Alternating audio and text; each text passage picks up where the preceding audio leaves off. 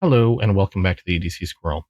Got a new one today, and this one is my first from Tenable. Now, if you're not familiar with Tenable, Tenable is, I guess you can call it a sister company or the budget line of Concept. They make a lot of budget minded concept designs at a very economically friendly cost compared to a lot of the higher end concepts with premium materials. And the one that I have here is the Tenable Fenrir. Let's take this out of the box. Now, as you can see right away, the packaging is quite a bit different than your standard concept. We have, looks like a little bit of protective foam. We have what appears to be a mini catalog, probably with warranty information and care instructions. Okay, yeah, warranty information. There we go.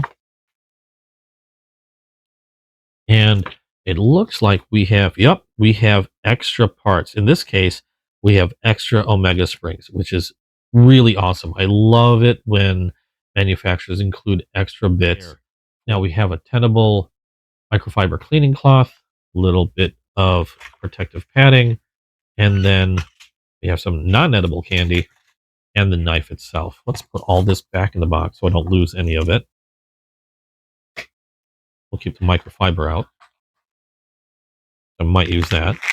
And here we have the Fenrir.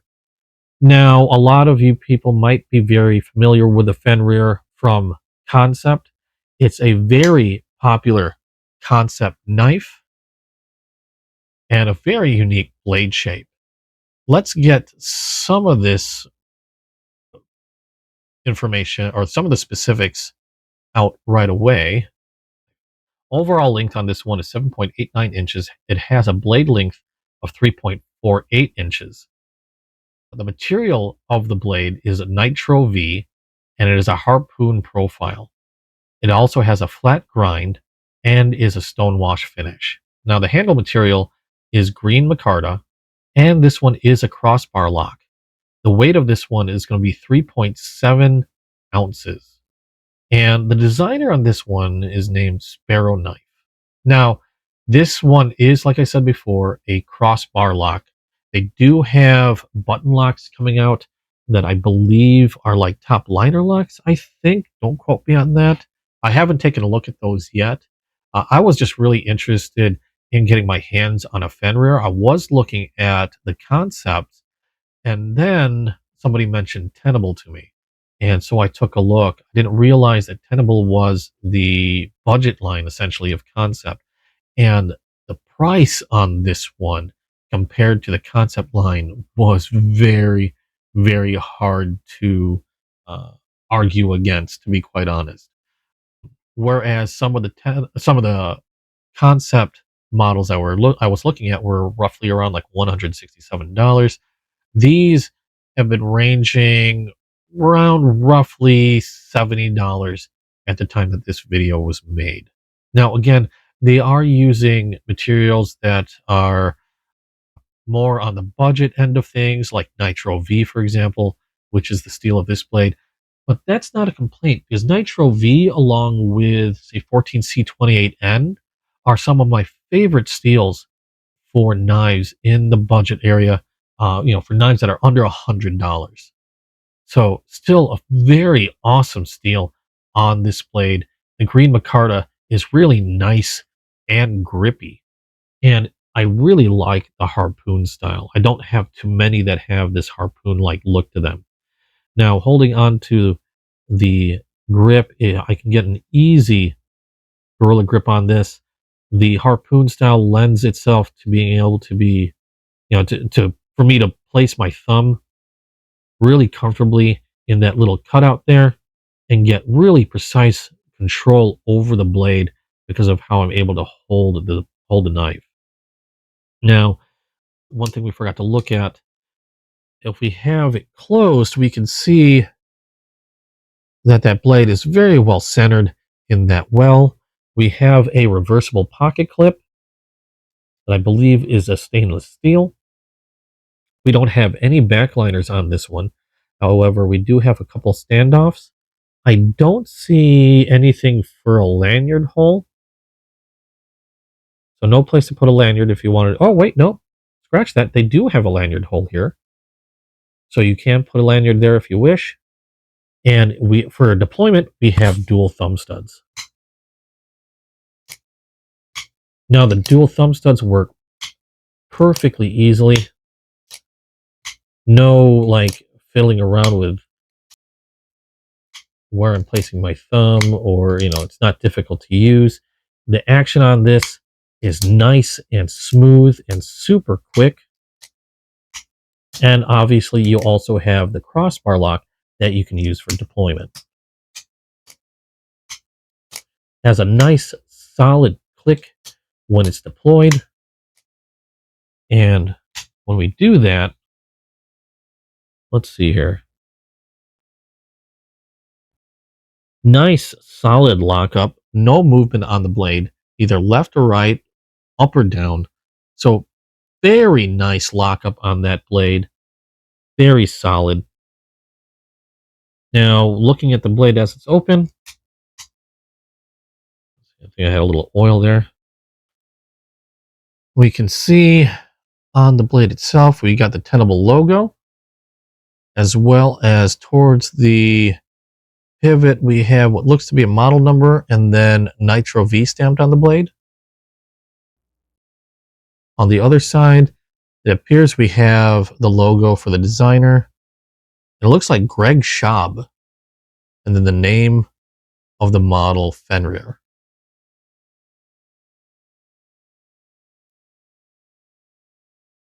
The scales on this one are nicely rounded green micarta. I can see that these will patina up really nicely, or if you prefer a much newer looking micarta, a little bit of oil or wax on there would keep those looking brand spanking new. Now again, very smooth action on this blade. I don't recall it saying anything about I don't recall it saying anything about any ball bearings. But if we look at the pivot, I can very easily see what appear to be ball bearings in there, which would explain how easy and smooth and fast that blade deploys. Again, very satisfying click, very solid lockup with a crossbar lock. The springs on this crossbar lock don't feel too light. They don't feel too hard to actuate. It's kind of like a happy middle ground for me. Then this is the factory setup for this knife. Obviously, I just took it out of the box. The springs, though, from what I understand, I believe that the tension is adjustable if you were to remove the scales. I think they took a lesson from Kaiser. I don't know who did it first, to be quite honest, but I know Kaiser on their drop bears that use the crossbar lock, you can adjust the tension by moving and selecting a number of holes to put the spring on. Like I think there were like 4 or 5 different holes that you can put or attach the spring to that would either make the tension on this much lighter or much stronger. Now, obviously, I can't see through the scales on this one, so I don't know what this is set to from the factory. But if you didn't like the feel of the springs or the tension of the springs, it's nice to know that those could be adjusted. Personally, I am perfectly fine with how it's already set up. They don't feel too light, and they're not hard to actuate. They're, like I said, kind of like a happy middle ground for me. Maybe a little on the stronger side, but just by a hair, which is perfectly fine, in my opinion, for me. So I don't really feel any need to adjust it for any reason, at least for my use. Again, super smooth. Let's take a look and see how well this one cuts. Now, like I said before, the grip on the knife is very, very comfortable, relatively neutral handle, allowing me to hold it in different ways without it feeling uncomfortable or awkward.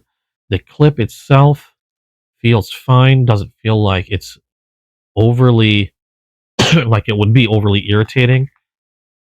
Now, you don't have a finger choil on here, but you do have quite a generous sharpening choil from the looks of it. But I'm still able to choke up pretty well on this blade because of the little ramp up here, the harpoon style blade. And that allows me really precise control over my cutting. And that, whew, feels really smooth.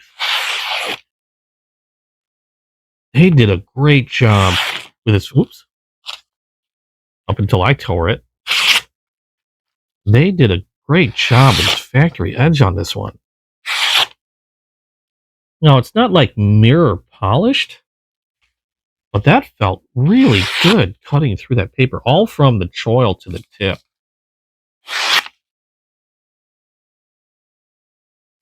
Really nice factory edge on this one.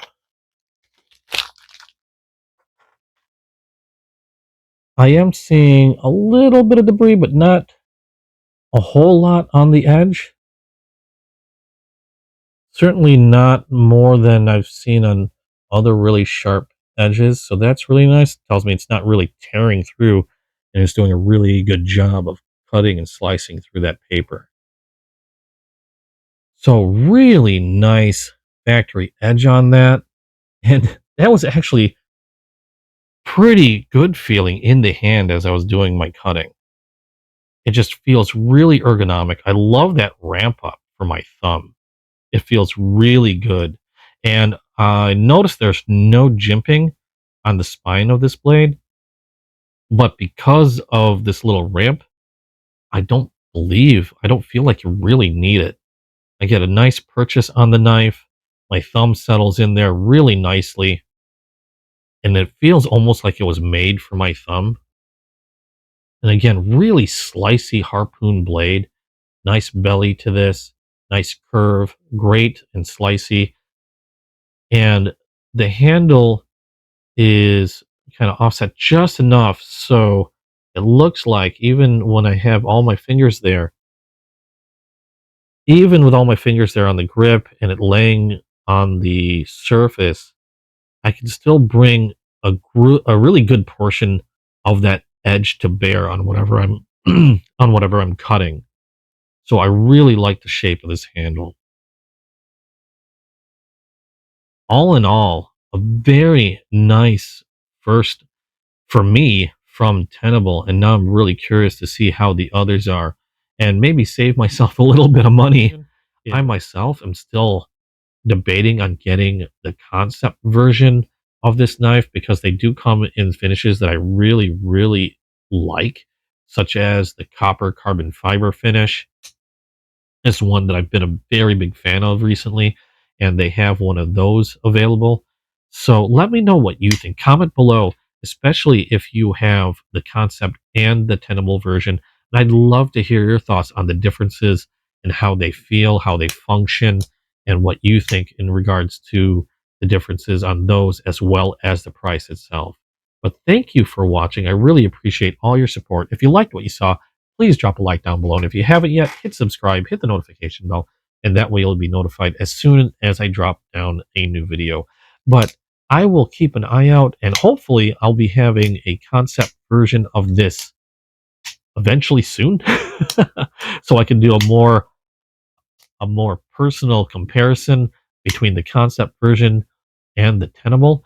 However, I will have to be super honest. I'm really liking the feel of this Tenable Fenrir a lot. It feels good.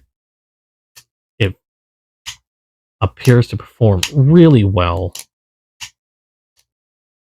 And I am really impressed. And especially at the price in comparison to the concept version. But again, let me know what you think and hope to see you in the next video. Bye-bye.